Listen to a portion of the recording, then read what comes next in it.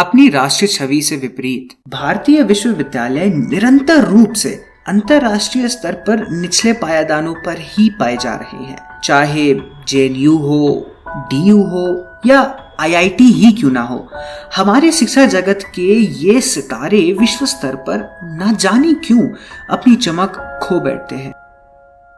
लेकिन सवाल ये है कि आखिर क्यों? यह है क्वाक्वारेली साइमंस या QS वर्ल्ड यूनिवर्सिटी रैंकिंग, और यह है वो पायदान जहां पर हमारे विश्वविद्यालय अपनी जगह बनाते हैं। यह मंजर टाइम्स हायर एजुकेशन में भी अलग नहीं है।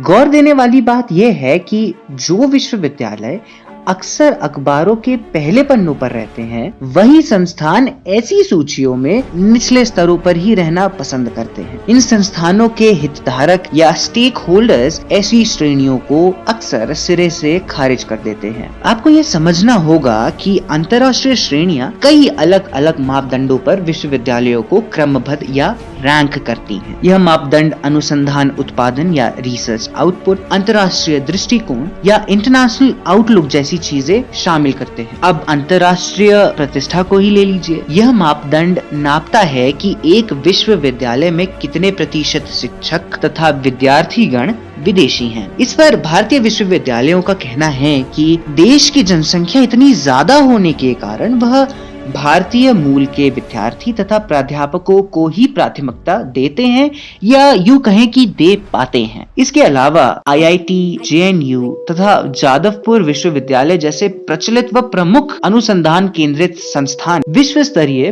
पीयर रिव्यूड रिसर्च पेपर्स के उत्पादन में काफी बुरा प्रदर्शन करते हैं।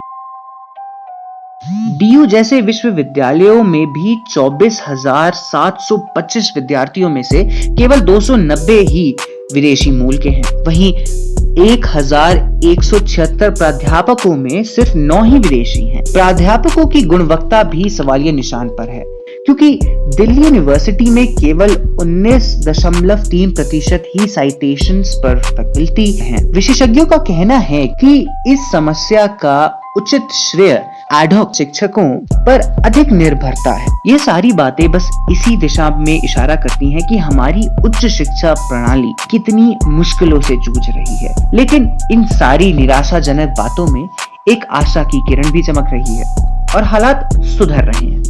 अब आप पूछेंगे कैसे? तो लीजिए जनाब, ऐसे। अब भारतीय सरकार व विश्वविद्यालय इन अंतरराष्ट्रीय श्रेणियों को तथा धारणाओं को और गंभीरता से ले रहे हैं। इस बढ़ी हुई चेतना का परिणाम राष्ट्रीय संस्थागत रैंकिंग ढांचा, यानी आसान भाषा में कहें तो NIRF का गठन 2016 में था।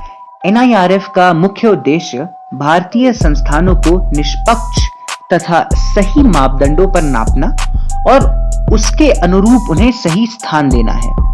साथ ही NIRF का बड़ा लक्ष्य, या यूं कहें कि उसका अंतिम लक्ष्य, एक अंतरराष्ट्रीय श्रेणी ढांचा बनाना है जो केवल धारणा पर ही नहीं बल्कि तर्क संगत तथा निष्पक्ष मापदंडों पर आधारित हो और दुनिया के हर एक बड़े तथा प्रचलित संस्थान या विश्वविद्यालय को अपनी इन रैंकिंग्स में शामिल करे।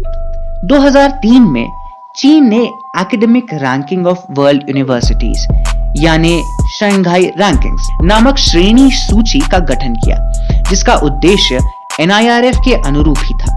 इसके गठन के बाद चीनी विश्वविद्यालयों ने अंतरराष्ट्रीय स्तर पर अतुलनीय सुधार दिखाया है। कई बुद्धिजीवियों ने इन आंकड़ों पर गलत होने का आरोप भी लगाया, लेकिन चीन अपनी फितरत से बाज न आते हुए हमेशा से उनको नकारता आ रहा है। फिर भी अच्छी रैंकिंग्स एक अच्छी अंतरराष्ट्रीय धारणा की आधारशिला है और NIRF के साथ भारत एक सही रास्ते पर तो है, किंतु यह रास्ता काफी लंबा तथा संघर्षपूर्ण होने वाला है। इसकी मैं आपको एक गारंटी दे सकता हूँ। अगर आपको Amazon पर अच्छे ऑफर्स चाहिए और आप नए नए प्रोडक्ट्स देख रहे हैं तो जरूर हमारे डिस्क्रिप्शन में जाइए और दिए गए लिंक्स पर क्लिक करें और अपना डिस्काउंट लीजिए। मैं हूँ अनिकेत सिंह चौहान और आप देख रहे हैं द ASC न्यूज।